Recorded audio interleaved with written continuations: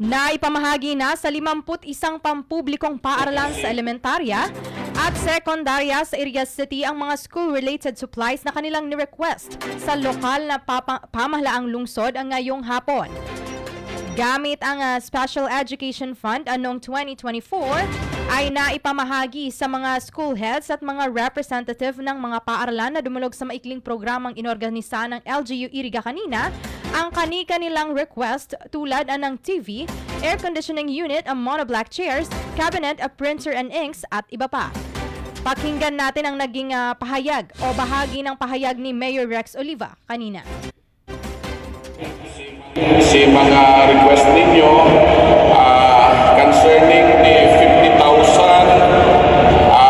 part of the Special Education Fund for 2024. So we are starting institutionalizing this way dahil kinakaipuan talaga na 51 elementary and secondary public schools sa Iriga dapat makareceive sa just share from the Special Education Fund.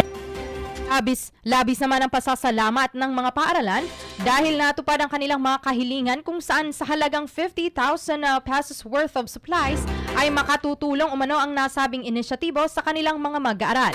Pakinggan naman natin ang naging pahayag ng isa sa ating mga nakapanayam kanina na si Ma'am Alma Vargas, Head Teacher 3 ng San Ramon Elementary School.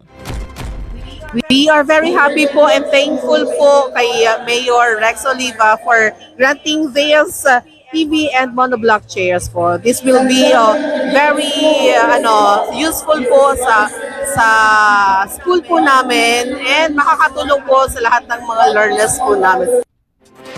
Kaugnay nito, magandang balita pa ang ibinahagi ni Mayor Oliva. Dahil isinusulong ng kanilang tanggapan ang pagdoble ng pondo para sa Special Education Grant na mula sa 50,000 budget, kada isa ay magiging 100,000 piso na ang ilalaan sa bawat pampublikong paaralan sa susunod na taon.